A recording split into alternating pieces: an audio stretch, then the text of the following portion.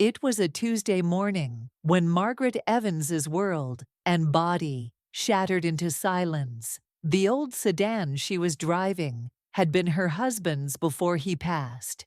She refused to let it go, even though the brakes had made a strange squeal for weeks. That morning, on her way back from the farmer's market in sleepy Maple Falls, the unthinkable happened. A delivery truck blew through a red light. The impact crumpled her car like paper. Witnesses said it didn't even look like a car anymore. At 68, Margaret was a retired school librarian, known for her garden, her peach cobbler, and her sharp wit. She was the type who remembered birthdays, sent handwritten letters, and left wildflowers on neighbors' porches. But now she was just a body in an ICU bed, motionless, pale, breathing only with the help of machines. Daniel, her only son, arrived 2 hours after the accident. He lived 2 states over and hadn't visited in almost 8 months. Work had kept him busy. Life had kept him distracted.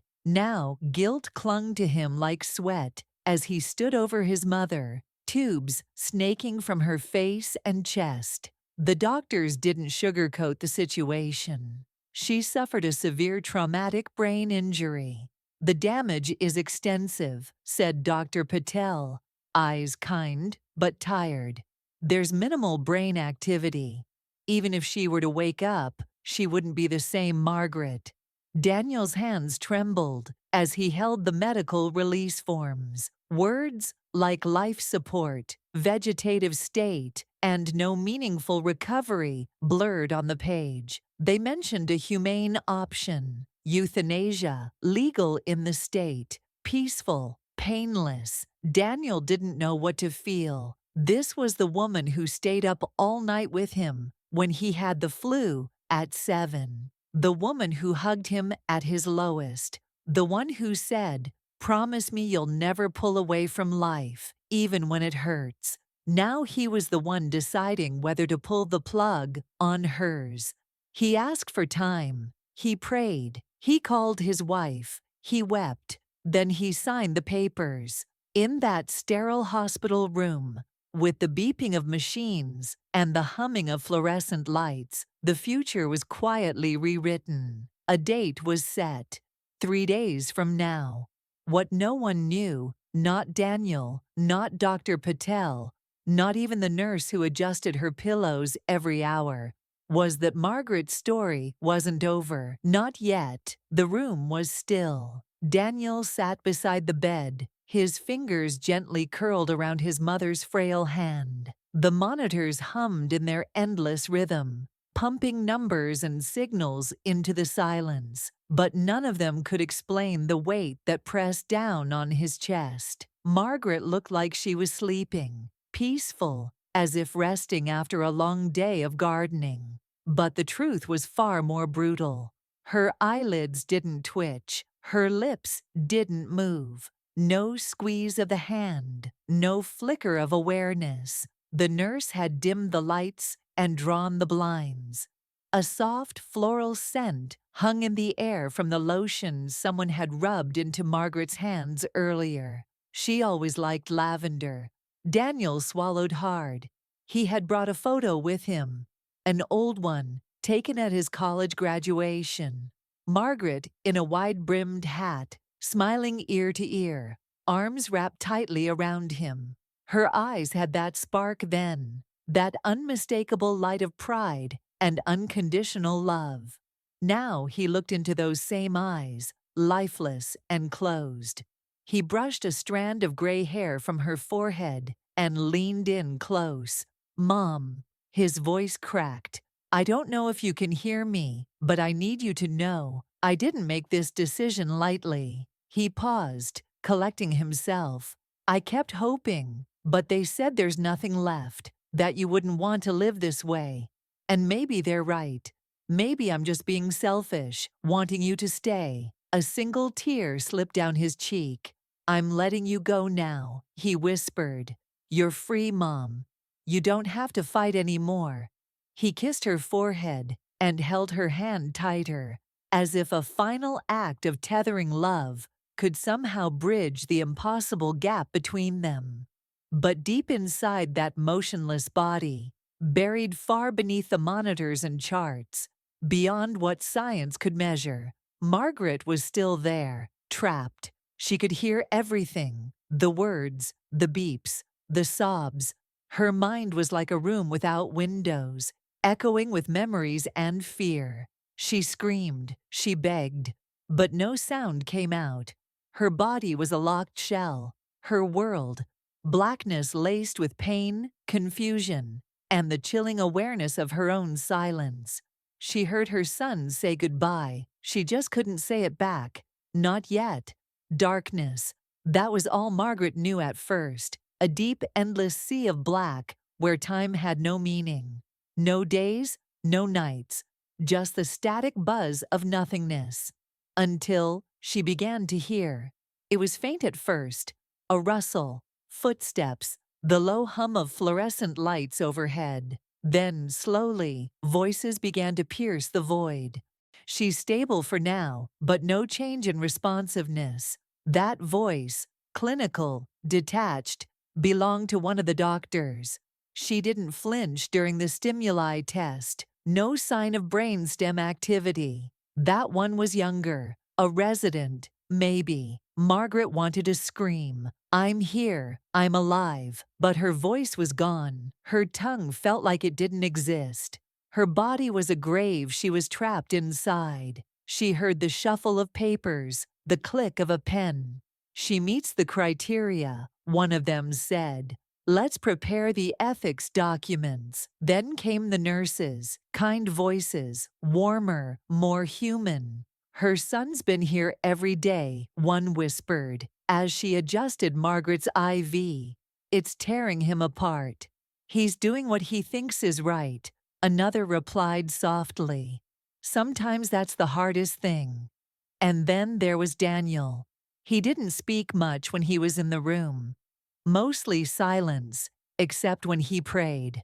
"God, I don't know if you're listening, but if she's in there, if there's any piece of her left, please don't let her suffer." Margaret screamed inside. "I hear you. I hear all of you. Don't let them do this. Please, I'm not gone." But her body refused to respond. Not a twitch, not a flutter of the eyelids. Her fingers didn't move. Her breath stayed mechanical, delivered in hollow bursts by a machine that didn't know her name. Time moved differently in that space. Minutes felt like hours, hours like days. Margaret's mind drifted through old memories, trying to anchor herself. Her wedding day, the first time she held Daniel, the sound of her husband's laugh, the smell of burnt toast on Sunday mornings. These were her lifelines, reminders that she was more than just a body on a bed. She wasn't a ghost, not yet, but no one could hear her scream. The hallway outside Margaret's room smelled faintly of antiseptic and old coffee. It was quiet, too quiet, as if the building itself understood the gravity of what was about to happen. In the small conference room, just down the corridor, Daniel sat across from a panel of professionals, a doctor, a hospital ethics liaison, a legal representative. Their faces were calm, practiced, careful. In front of them lay a folder, thick with forms, charts, and legal declarations. Dr. Patel was the first to speak. "Mr. Evans, we are entering the final phase of the voluntary euthanasia process. The paperwork you signed gives us legal authority, but as part of hospital protocol, we must ask again, are you certain about your decision?" Daniel's hands were clasped together tightly in his lap. He hadn't shaved in days. There were deep shadows under his eyes, and his voice was hoarse when he finally answered. "I am," he said, but the words tasted bitter in his mouth. "Your mother meets all the criteria," the legal advisor said gently. "Persistent vegetative state, no signs of recovery, no advance directive on file, and as her next of kin, your consent is binding." Daniel nodded numbly. She's not there anymore, he said, more to convince himself than the room. She wouldn't want to live like this. I know her. She was vibrant, independent. This isn't her. Meanwhile, just a few feet away, in a dim room filled with machines, Margaret heard everything. She heard the confirmation, the signatures, the official terminology. And inside her silent prison, she erupted. No, no, I'm here. I'm alive. You don't know. Don't let them do this. Daniel, please. But nothing came. Her body remained still, cold and obedient. A nurse entered her room and adjusted the blankets. Tomorrow morning, the nurse said softly. She won't feel a thing. But I feel everything, Margaret screamed inwardly. Daniel returned to her room moments later. He sat by her side, his hand gently resting on hers. His eyes filled with tears he refused to let fall. I hope you understand, he whispered. I'm trying to do right by you. I'm so sorry. Margaret wanted to reach out, to grab him, to look him in the eyes and say, "Don't you dare give up on me." But all she could do was lie there, trapped in silence, while the clock ticked down toward the end. The morning had arrived. Daniel walked down the corridor with lead in his shoes and static in his brain. Every step toward his mother's room felt heavier than the last. A nurse gave him a sympathetic nod, but he barely registered it. The room was prepped, curtains drawn, lights dim.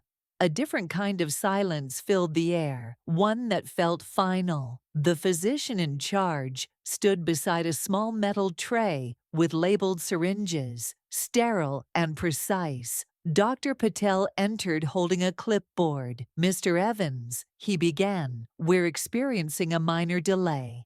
The system flagged an incomplete verification on one of the internal documents. It's likely a data sync issue between departments. Protocol requires everything to be double confirmed before we proceed. Daniel blinked, disoriented. "A delay?" he repeated. "It's temporary," Dr. Patel assured him. "Shouldn't take more than 24 hours, maybe less. We'll notify you as soon as we're ready to continue." The procedure, planned for 10 a.m. sharp, was suddenly paused.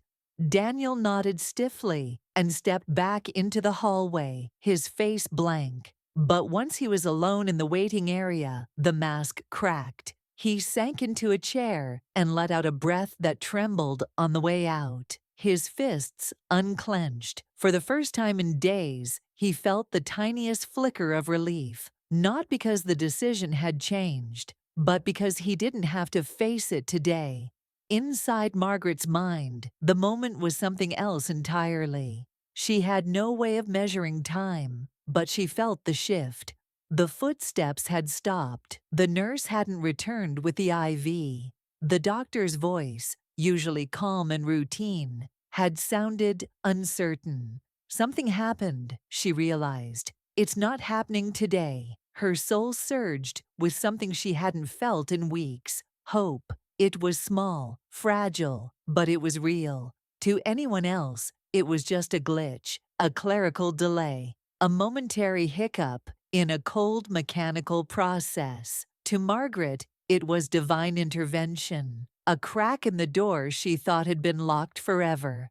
Daniel spent the rest of the day pacing outside, sipping bad coffee from a vending machine, trying not to think. But somewhere deep inside, in a quiet corner of his guilt-ridden heart, a thought whispered, "Maybe there's still time. Maybe there's something I missed."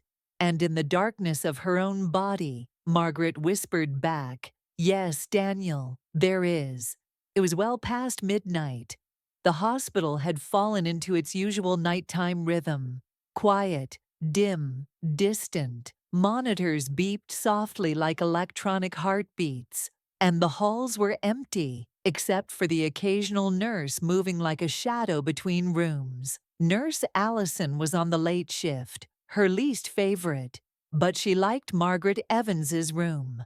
It was calm, still, and strangely peaceful, even with the weight of the situation pressing down on everyone who entered. She stepped into the room to check vitals, routine and automatic. The machines did most of the work, but she always believed patients, even the unresponsive ones, deserved to be treated like they mattered. "Hey there, Miss Margaret," she whispered gently. "Just making sure everything's in order tonight." She reached down to adjust the blankets and brush Margaret's hand back onto the bed. Then she froze. Did it just move? She stared, breath caught in her throat.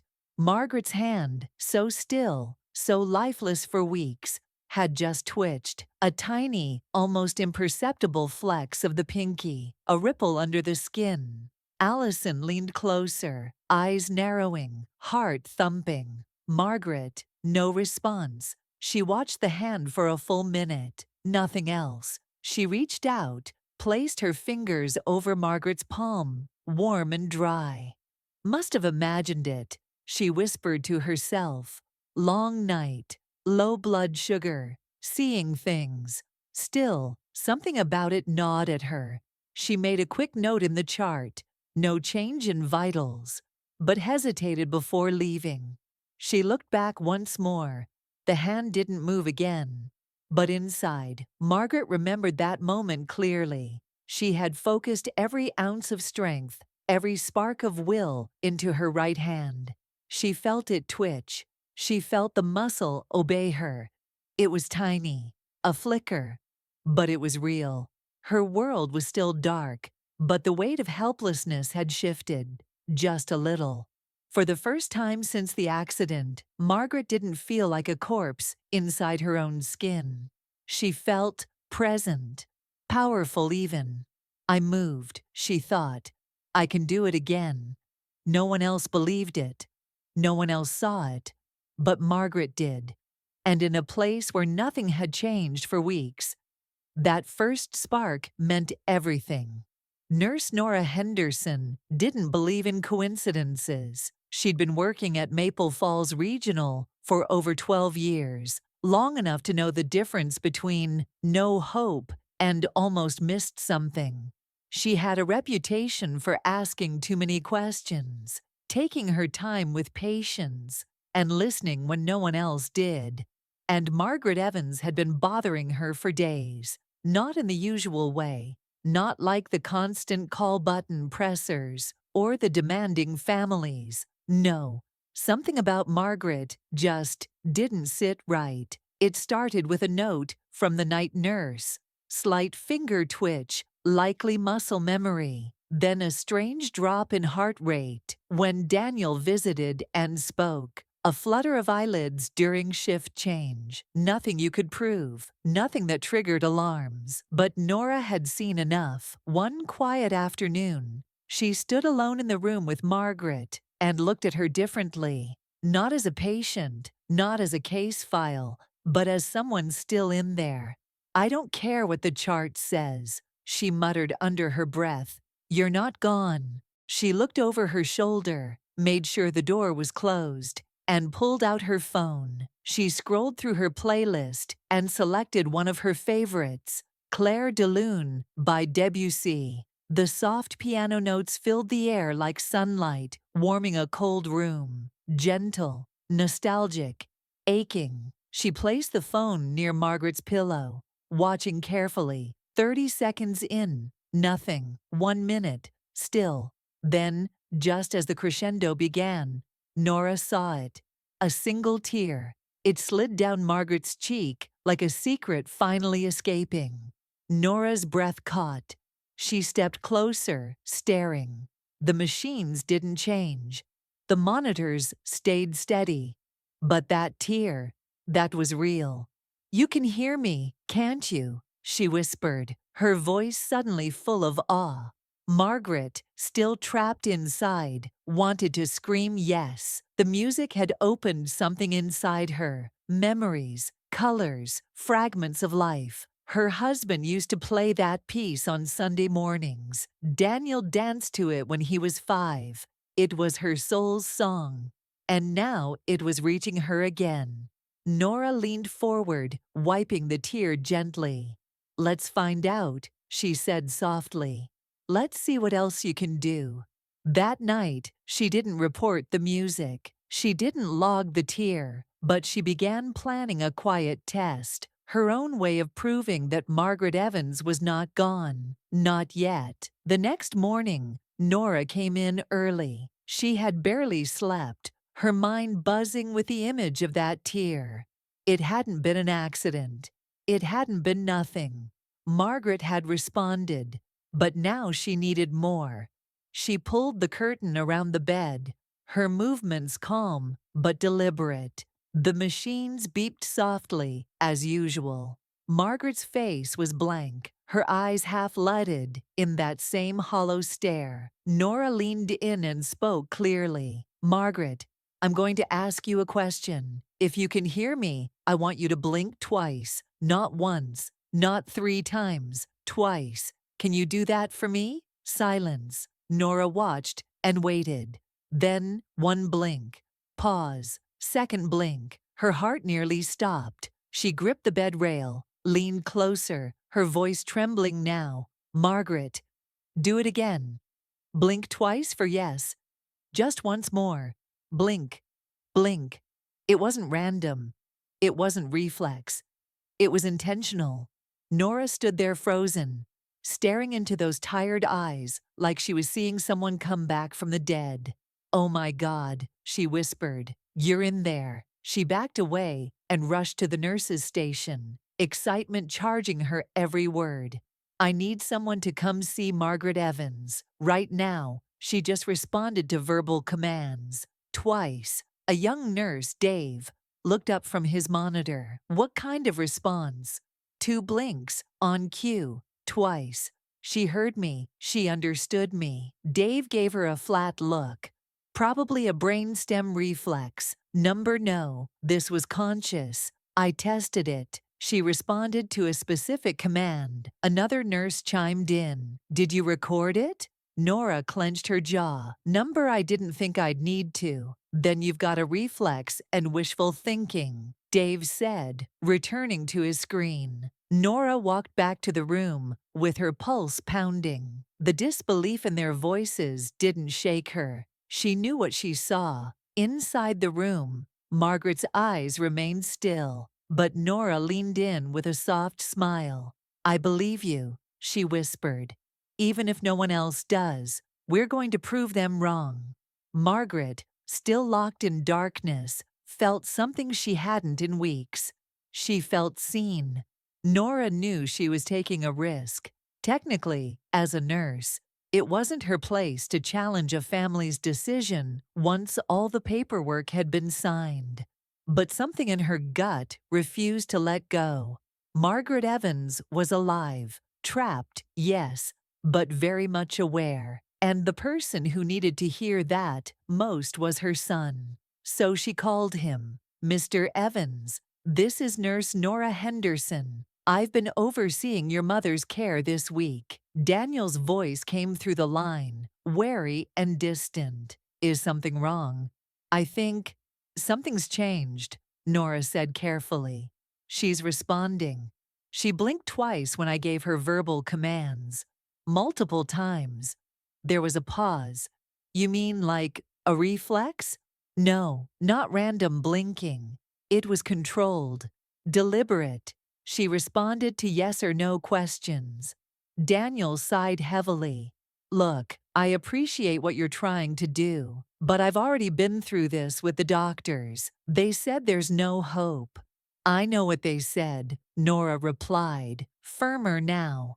"But I've worked in this hospital for 12 years. I've seen reflexes, and I've seen responses. This is the second one."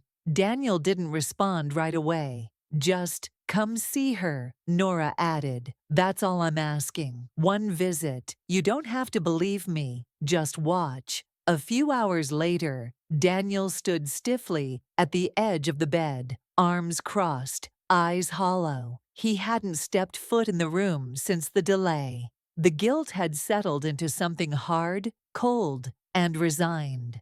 Nora stood beside him. "Okay," she whispered. "Let's see." She bent down toward Margaret and spoke gently.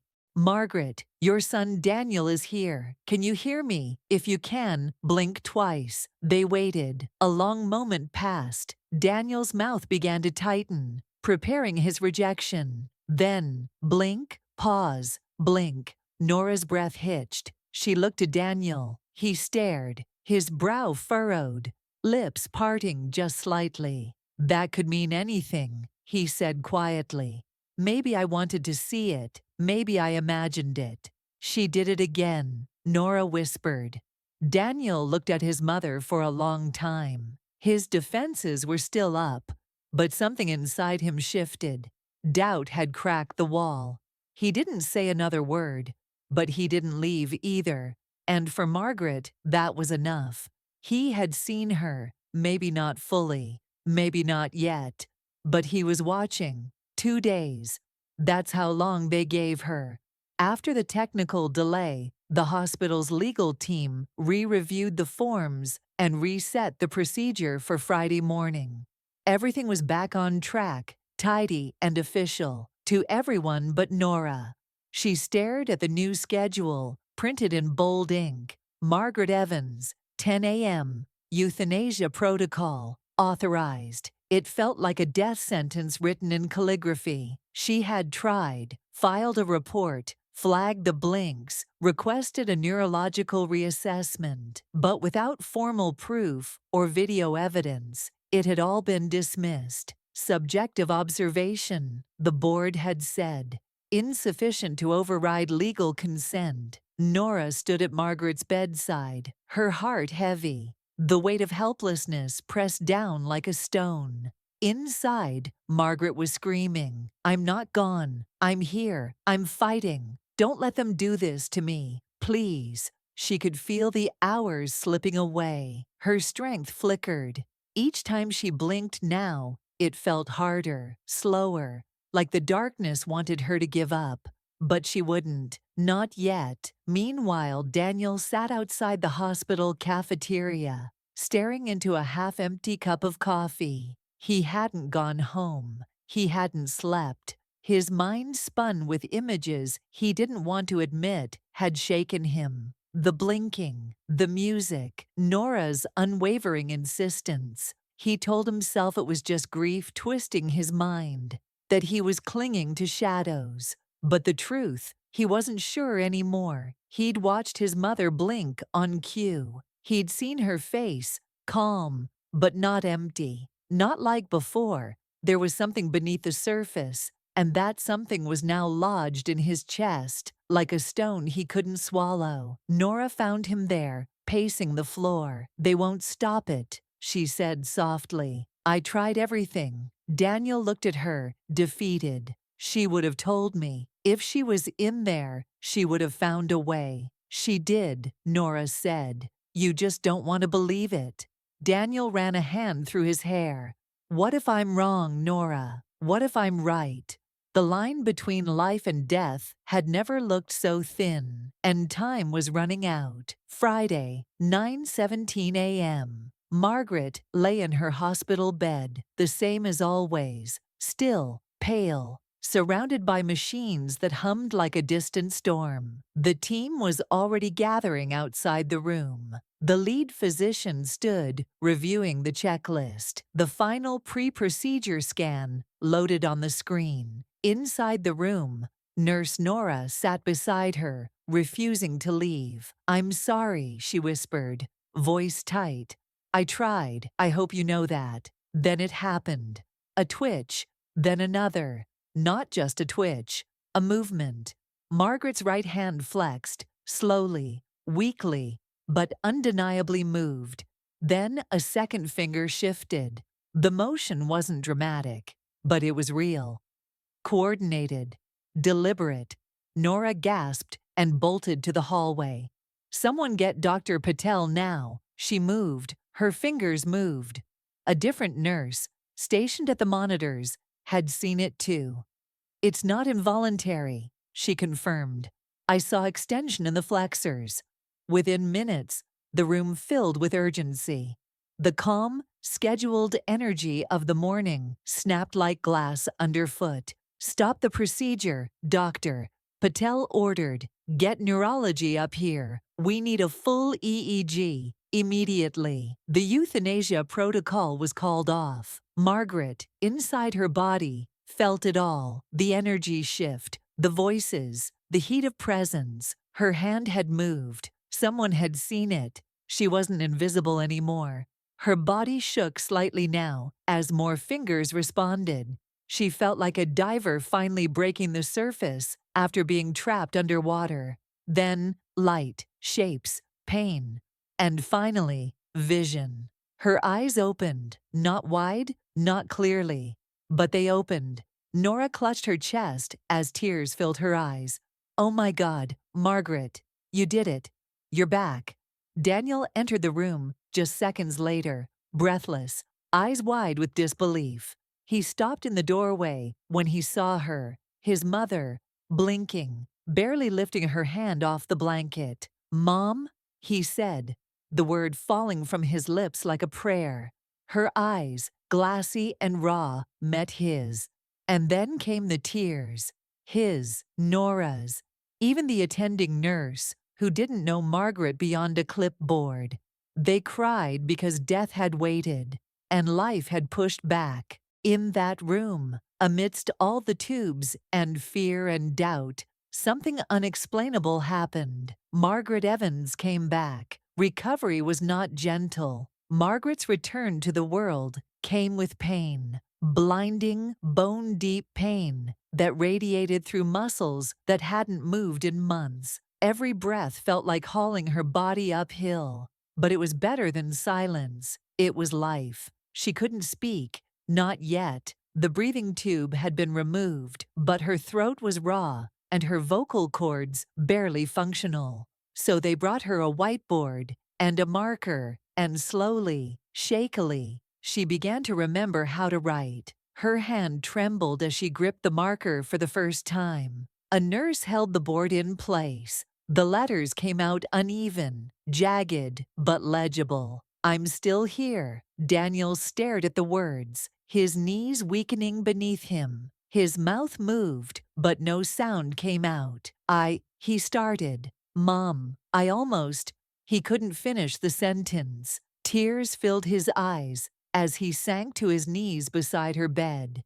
His hand reached for hers, gripping it gently. "I almost killed you," he whispered, broken. "I was going to end your life. I signed those papers. God, I didn't know. I didn't believe." Margaret looked at him with tired, steady eyes. Then, with the slow grace of someone relearning every action, she squeezed his hand just once. It was forgiveness. Daniel buried his face in the blanket beside her arm, sobbing silently, while Margaret stared out the window, watching a bird land on the sill. Something about it felt right. Each day after that was a test. Physiotherapy began. Brutal, exhausting, humbling. She had to relearn how to lift a spoon, how to sit upright, how to control her blinking. Muscles screamed in protest, but Margaret pushed through. With every tremor, every shaky lift of the arm, she reclaimed another piece of herself. Nora visited daily, often bringing classical music on a small speaker. Debussy, Satie, Chopin. Margaret would close her eyes and let the notes carry her back to the places her body couldn't yet go. Daniel never missed a session. He sat quietly at the edge of the room, eyes never leaving her hands, and every time she wrote another word or moved an inch more than the day before, he silently thanked a God he had almost given up on. Margaret had survived. Now she was learning how to live again. Daniel sat beside his mother's hospital bed, a notepad in his lap. But he wasn't writing. He just stared at the paper, lost in a tide of memories that refused to leave him alone. Margaret was resting, her breathing slow but steady. Her hands, though still weak, were no longer stiff. Her eyes followed him now with clarity, and though she couldn't yet speak, her silence was never empty. Daniel finally broke the quiet. "I've been remembering things," he said softly. "Things I should have never forgotten." She blinked, once, slowly. "Like how you worked 2 jobs just so I could go to college. Cleaning offices at night, remember? I never even asked what you gave up to make that happen." Margaret's eyes welled ever so slightly, but she stayed still. "I was too busy chasing my own life to ever look back," he continued. "You never complained, not once, not when Dad died, not when I wanted to move out early, not when I barely called you for months at a time." He swallowed hard. "I didn't see what I was doing to you, or what you were doing for me." Margaret stared at him, and Daniel swore there was a kind of softness in her gaze that no words could ever match. A mother's understanding, a mother's pain. "I thought I was being responsible, practical," he muttered. "But all I did was bury you while you were still breathing. I saw you as a decision, not as a person." He looked at her now, really looked, and saw the woman who had once held him through night terrors, who skipped dinners to make sure he had enough, who let go of dreams so he could chase his own. Margaret, unable to speak, reached for the whiteboard with trembling fingers. Daniel helped her steady it, and she began to write, slowly, carefully. "I know." Then beneath it, "You were just tired."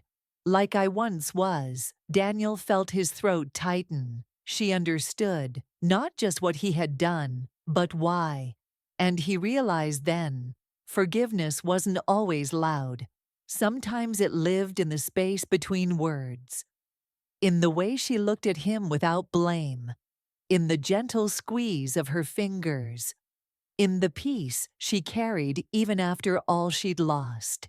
He reached out and placed his hand over hers. "I'm sorry," he said. She didn't write anything in response. She didn't need to. The silence between them said it all. And for the first time in years, Daniel felt like her son again. It started with a single blog post from a hospital volunteer. A short entry, barely 3 paragraphs long. "I witnessed something today I'll never forget. A woman scheduled for euthanasia blinked, then moved. She came back to life, and I saw it happen." Within hours, local reporters were camped outside Maple Falls Regional. By morning, Margaret Evans was all over the internet. "Woman wakes up, moments before legal euthanasia. A modern miracle? The patient who changed everything." Son signed the paper, then she blinked. Photos of her, blurry and exhausted, made their way onto news tickers and social media posts. Hashtags trended, #sign Miracle Margaret and #sign Blink Back to Life. Talk shows argued about medical ethics. Was the euthanasia process too rushed? Should patients in vegetative states be given more time? Was this divine intervention or human error? For Margaret, the noise outside the hospital walls was just that, noise. She had spent months in silence. Her thoughts were clearer now than ever. But for Daniel, it was unbearable. Every headline felt like a punch. Every angry comment from strangers. How could a son do that to his mother? Cut deeper than the last. He stopped answering his phone. He avoided the hospital lobby. The guilt that had begun to fade roared back, bigger than ever. He sat at Margaret's bedside one evening, eyes downcast. "They're right," he muttered. "I didn't fight hard enough. I should have waited, believed. Now they all think I'm a monster." Margaret reached for her whiteboard. She wrote slowly, her hands still shaking. "This isn't about them." Then another sentence. "This is my story, not yours." Daniel looked up, startled. She continued, "You made a mistake, but I'm still here. That's what matters." He sat back, the words hitting him harder than any tweet or headline. Margaret didn't care about public opinion. She had seen death. She had faced silence. What mattered now wasn't what the world said about her or her son. It was what they did next. Let the world talk. She had living to do. The hospital lobby was unusually quiet that Sunday morning, the buzz of reporters finally starting to die down. Margaret had begun speaking in short, raspy sentences, though she still relied mostly on writing. She was finishing a round of physical therapy when Nurse Nora stepped in with a strange look on her face. "You have a visitor," she said cautiously. "She says she's your sister." Margaret froze. She hadn't heard that word, sister, in almost 20 years. And yet, when the woman walked in, she recognized her instantly. Shorter now, grayer, lines deeper around her mouth. But it was Evelyn, her only sibling, the one she hadn't spoken to since their mother's funeral. "Margie," Evelyn said, her voice barely above a whisper. Margaret didn't respond right away. She sat still, eyes locked on the woman who had once known everything about her. And then, nothing. "I saw the news," Evelyn continued, slowly stepping forward. "I didn't believe it at first. I didn't even know if you were still alive. But then I saw your picture. I had to come." Margaret gestured for the whiteboard. Her handwriting was tight and uneven. "I didn't think you'd care." Evelyn lowered her eyes. "I deserved that," she said. "I didn't call. I didn't write. And when you left, I didn't ask why." Daniel stood in the corner, confused but silent. Evelyn glanced toward him, then back at her sister. "Does he know?" she asked. Margaret hesitated. Then slowly, she began writing. "He doesn't know everything." So Evelyn told it. How years ago their father had gambled away the family savings. How Margaret had taken the fall to protect their mother's pride. How she'd moved away, cut ties, swallowed her shame, so that Evelyn could live a better life without the family's disgrace. "I thought you were being selfish," Evelyn admitted. "But you were covering for all of us." Margaret's eyes glistened. She wrote only one word: survival. Daniel finally stepped forward, stunned. "You were carrying that all this time?" he asked his mother softly. She nodded. Evelyn took Margaret's hand gently. "You've always been stronger than anyone knew." For a moment, the years between them faded. The distance, the silence, the buried pain. It didn't disappear, but it softened. The past had knocked at the door, and this time, Margaret chose to let it in. The letter had sat in Margaret's dresser drawer for months, untouched, unmailed, sealed in a plain white envelope with Daniel's name written in her careful script. She'd written it 2 weeks before the accident. Something had told her to. Not a premonition, not exactly. Just a quiet urge. The kind of feeling that creeps in when you've lived long enough to know that time doesn't always knock before it takes. Now, as Margaret grew stronger each day, she asked Nora to retrieve the small bag of personal items the hospital had stored during her coma. Inside, among the wallet, the keys, and a crumpled scarf, was the letter. She handed it to Daniel without a word. He looked at the envelope, then at her. "From before?" he asked quietly. Margaret nodded. He opened it carefully, unfolding the page inside. Her handwriting was steady, elegant, even. He read it aloud, but only to himself. "My dearest Daniel, if you're reading this, something has happened. Maybe it's an illness, maybe just time catching up.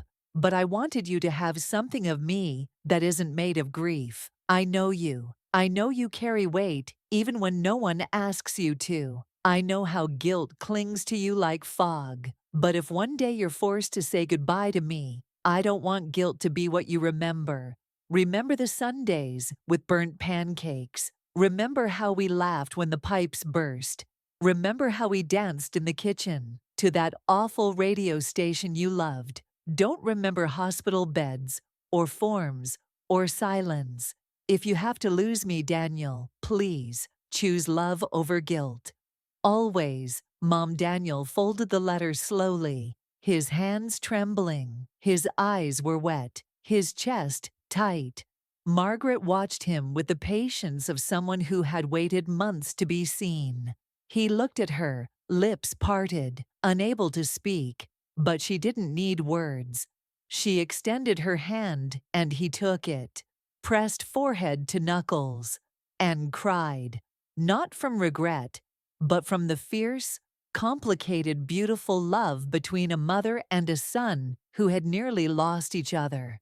In that moment, they were not survivor and guilt-bearer. They were simply Margaret and Daniel, and they were still here. It had been a year since the blink that changed everything.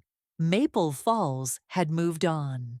The news vans left, the hashtags faded, but inside a quiet little house on the edge of town, a different kind of story was still unfolding, one that didn't need cameras to feel miraculous. Margaret Evans was walking again, not fast, not far, but without help. Each step was hard-earned. Her legs still ached. Her balance sometimes wavered. But she walked from the kitchen to the porch every morning, a cup of tea in one hand and her cane in the other. The doctors called it high-functioning recovery. Margaret called it coming back to life. Her memory, once patchy and slow, had fully returned. She could recite poems from college, name every book on her shelves, recall exact dates, faces, scents from 50 years ago. The brain that had once gone dark was now lit with fierce clarity. Daniel was different too. He had left his job 6 months ago, resigned from the corporate world, sold his apartment, and moved back into his childhood home. Not because Margaret needed a caretaker, but because he wanted to stay close. Their relationship had changed, grown, deepened. They cooked meals together, slowly, with laughter and spilled flour. They took long drives through back roads, listening to classical music like they used to when he was little. Sometimes they didn't even talk, just sat side by side, sharing quiet. It was no longer just a bond between mother and son. It was the connection between two people who had walked through fire and come out the other side. Margaret once asked him, marker in hand, "Do you regret leaving your job?" Daniel smiled. "Not a bit," he said.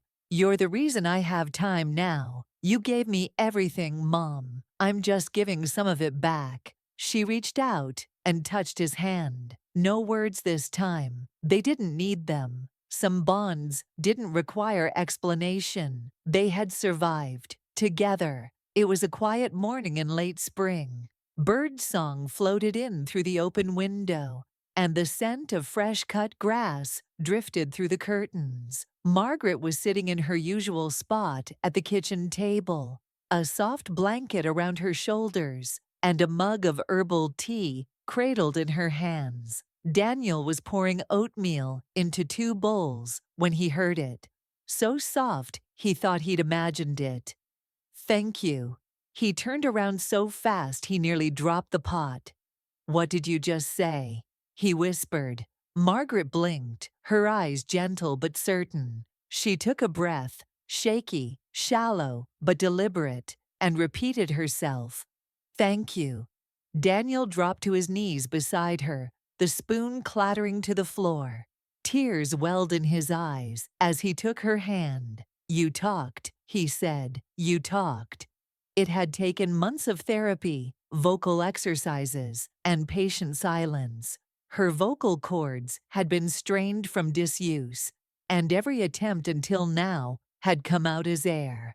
But somehow this morning, the words found their way back. Margaret smiled, faint and tired, but radiant. Over the next few days, her voice began to return more steadily. A few words at breakfast, a short sentence at lunch. By the end of the week, she was stringing together thoughts like bridges between islands, once separated by silence. During a visit from Nora, she said something that made everyone pause. "I came back to this world," she said slowly, "because I still had things to do." The room went still. Nora pressed her hand to her chest. Daniel blinked hard to keep the tears from falling again. Margaret continued, her voice gaining strength with each word. "I couldn't leave yet. Not like that. Not without saying goodbye. Not without telling you I love you. Not without reminding you that even the quietest voice matters." Her words, once trapped inside a still body, now flowed freely and with purpose. Every sentence was a small act of defiance, a reclamation of time lost, a declaration that life, however fragile, was worth every breath. Daniel recorded her speaking that afternoon, not for fame, not for proof, but for memory, because her voice was the sound of grace. And after so much silence, it was the most beautiful thing he'd ever heard. The idea came one evening, as Margaret and Daniel sat on the back porch, watching the sun dip behind the hills of Maple Falls. They had been talking, really talking, for over an hour, reflecting not on the pain they had endured, but on the people who weren't as lucky. "What if we hadn't had Nurse Nora?" Daniel asked, his voice distant. "What if no one saw you blink?" Margaret nodded slowly. "Then I wouldn't be here." That sentence settled between them like a stone dropped into still water. That's when they knew. Their story couldn't end with recovery. It had to continue, not for them, but for the countless others still locked in silence, unseen, unheard, dismissed. 2 months later, they launched the Margaret Foundation, dedicated to advocating for the rights and reassessment of patients diagnosed with disorders of consciousness. Their mission was simple, yet powerful: educate, reevaluate, advocate. And their slogan became a rallying cry: "One blink can save a life." What began as a local awareness campaign quickly grew into something bigger. National media picked up their story again, this time not as a headline about a miracle, but as a movement. Daniel stepped fully into the role of executive director,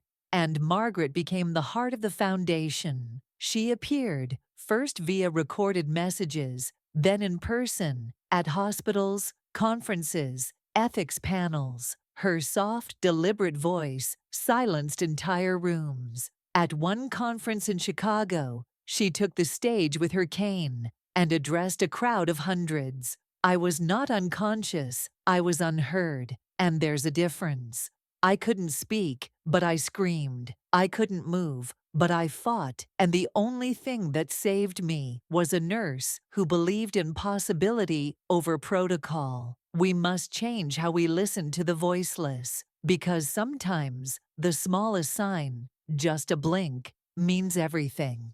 Applause erupted. Doctors, families, therapists, all listened. Some wept. Soon hospitals across the country began implementing consciousness reevaluation protocols. Nurses received new training. Families were given access to communication toolkits before end-of-life decisions were finalized. Margaret had become more than a survivor. She was a symbol, not of a miracle, but of what happens when someone refuses to be forgotten. And Daniel, he finally understood why she came back. It wasn't just for them. It was for everyone. The stage was simple: a wooden podium, a single spotlight, and a microphone that stood taller than Margaret herself. Yet as she stepped forward, cane in one hand and Daniel steadying her with the other, she looked like a giant. It was the National Neurology and Ethics Summit in Washington, D.C., the largest platform she had ever spoken on. Doctors, lawmakers, Caregivers and survivors packed the auditorium. The room quieted not out of politeness, but reverence. Daniel took a seat in the front row, his hands clasped tightly in his lap, his heart pounding. Margaret adjusted the microphone, cleared her throat, and began. Her voice was not loud, but it didn't need to be. It was steady, unshaking, alive. A year ago, I lay in a hospital bed, silent. They said I couldn't hear. They said I wasn't there. But I was. I heard every word. I felt every decision. And I screamed inside a body that refused to answer back.